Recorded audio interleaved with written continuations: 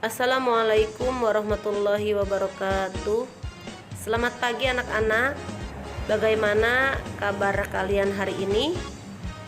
Semoga kita semua selalu dalam lindungan Allah Subhanahu wa taala.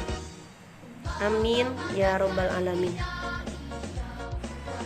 Kita awali pembelajaran kita hari ini dengan membaca basmalah.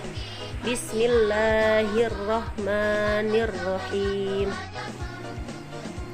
Hari ini kita akan belajar sejarah kebudayaan Islam semester genap kelas 4 dengan judul materi Hijrah Nabi Muhammad SAW ke Thaif. Tujuan pembelajaran: setelah mempelajari bab ini, kalian diharapkan dapat 1. Mengidentifikasi sebab-sebab Nabi Muhammad SAW hijrah ke Thaif. 2. Menunjukkan ketabahan Nabi Muhammad dalam peristiwa hijrah ke Thaif.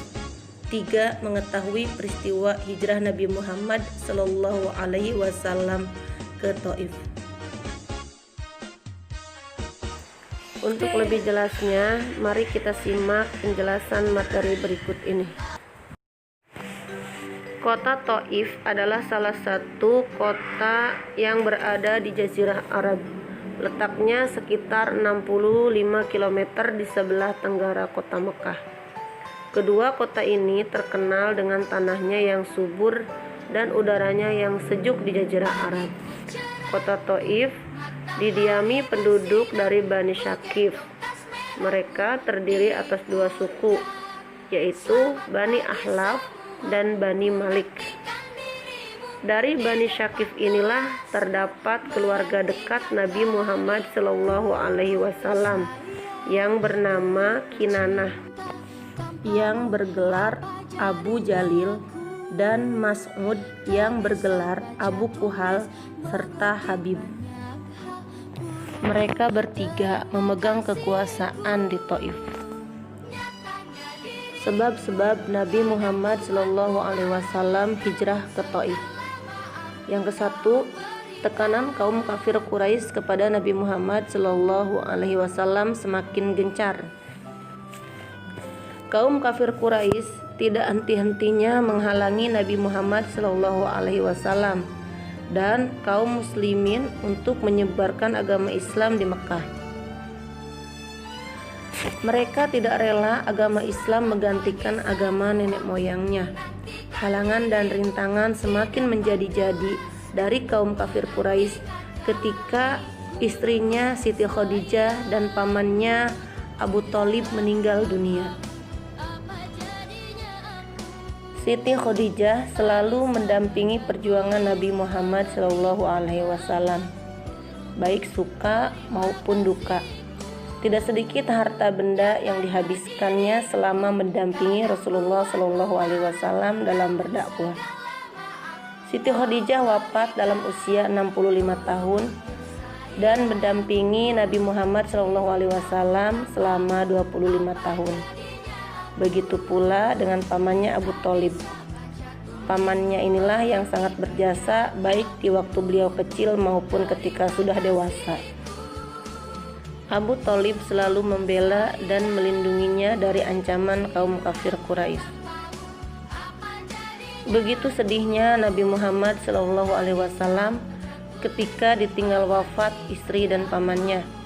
Beliau telah kehilangan tulang punggung yang kuat yang selama ini sangat berjasa terhadap dakwah Islam, yang selalu melindungi beliau dari gangguan kafir Quraisy. Karena kesedihan Rasulullah SAW yang sangat mendalam, maka tahun wafatnya Siti Khadijah istri Rasulullah SAW dan pamannya Abu Thalib disebut dengan tahun Amul Huzni atau tahun kesedihan. Ketika Nabi Muhammad SAW dalam keadaan berduka, kaum kafir Quraisy semakin menghalangi dan memusuhi beliau. Mereka beranggapan bahwa Rasulullah SAW tidak lagi mempunyai pelindung apabila disakiti dan dianiaya oleh kaum kafir Quraisy. Setiap hari siang, malam, beliau tidak ada henti-hentinya menerima celaan, cercaan, penghinaan, dan perbuatan yang menyakitkan dari kaum kafir Quraisy. Sebab yang kedua, hijrahnya Nabi Muhammad SAW ke Taif, yaitu mencari perlindungan dari kerabatnya yang menjadi pemimpin di Taif. Nabi Muhammad pergi ke Taif dengan tujuan untuk mencari bantuan keluarganya yang ada di Taif, yaitu Kinanah yang bergelar Abu Jalil dan Mas'ud yang bergelar Abu Kuhal serta Habib. Setelah tiba di Taif, Nabi Muhammad SAW menuju ke rumah para pemuka Bani Syakib yang merupakan orang berkuasa di daerah tersebut. Kemudian Nabi Muhammad SAW menyampaikan tentang Islam dan mengajak mereka agar beriman kepada Allah Subhanahu wa taala. Tetapi apa tanggapan mereka? Mereka menolak secara mentah-mentah dan menjawab dengan kasar. Nabi Muhammad SAW bangkit dan meninggalkan mereka. Nabi berharap agar berita kedatangannya tidak diketahui kaum Quraisy, tetapi mereka menolak. Mereka justru mengarahkan kaum penjahat serta para budak untuk menyerang dan melempari Nabi Muhammad SAW dengan batu. Hal ini mengakibatkan cedera pada kedua kaki Nabi Muhammad SAW. Zaid bin Harisah pun berusaha keras melindungi beliau, tetapi ia sendiri terluka. Ternyata penduduk Taif sudah dihasut oleh Abu Jahal untuk tidak mempercayai Nabi Muhammad SAW.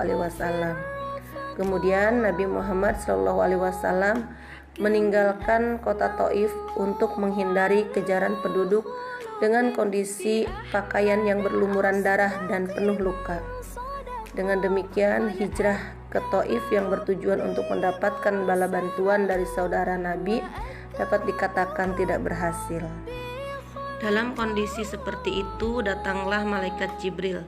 Malaikat Jibril meminta izin kepada Nabi Muhammad SAW untuk menghukum penduduk Taif yang telah berlaku kejam kepada beliau. Namun beliau menolak. Beliau justru berdoa yang artinya, "Ya Allah, berilah hidayah kepada kaumku ini, karena sesungguhnya mereka tidak tahu." Bahkan beliau tak lupa mendoakan agar keturunan masyarakat Taif kelak menyembah Allah Subhanahu wa taala. Subhanallah, begitu mulia sifat Nabi Muhammad SAW. Meskipun hatinya terluka, namun beliau tidak dendam kepada penduduk Taif. Sebelum sampai di kota Mekah, beliau beristirahat sambil membersihkan lukanya di suatu perkebunan anggur milik Utbah dan Saibah anak Robi'ah. Apa yang terjadi ketika Nabi Muhammad SAW beristirahat di kebun anggur? Setelah Rasulullah SAW sampai di kebun milik Utbah bin Robi'ah, kaum penjahat dan para budak yang mengejarnya berhenti dan kembali. Tetapi tanpa diketahui, ternyata beliau sedang diperhatikan oleh dua orang anak Robi'ah yang sedang berada di dalam kebun. Setelah merasa tenang di bawah naungan pohon anggur itu, Rasulullah SAW mengangkat kepalanya seraya berdoa. Mendengar doa Rasulullah SAW, hati kedua anak lelaki Robi'ah pemilik kebun anggur itu tergerak. Mereka merasa iba. Mereka memanggil pelayannya yang bernama Ad-Das dan menyuruhnya mengambilkan buah anggur dan memberikannya kepada Rasulullah SAW. Ketika Adas meletakkan anggur itu di hadapan Rasulullah SAW dan meminta beliau untuk memakannya, Rasulullah SAW mengulurkan tangannya seraya mengucapkan Bismillah. Kemudian dimakannya. Ad-Das terkejut mendengar ucapan Rasulullah. Nabi pun menceritakan bahwa dirinya adalah seorang nabi yang diutus oleh Allah Subhanahu wa taala untuk menyampaikan agama Islam seperti halnya nabi sebelumnya. Seketika itu juga Adas berlutut di hadapan Rasulullah Shallallahu Alaihi Wasallam, lalu mencium kepala, kedua tangan, dan kedua kaki beliau. Alhamdulillah, Adas masuk Islam. Sebab Nabi Muhammad Shallallahu Alaihi Wasallam hijrah ke Taif. Yang ketiga yaitu memperluas dakwah Islam dari kota Mekah menuju kota Taif secara damai dan tenang. Demikianlah pembahasan materi kali ini. Semoga apa yang Ibu sampaikan dapat kalian pahami. Kita akhiri pembelajaran kita hari ini dengan membaca hamdalah. Alhamdulillahirabbil alamin. Sampai jumpa lagi pada pertemuan berikutnya. Wassalamualaikum warahmatullahi wabarakatuh.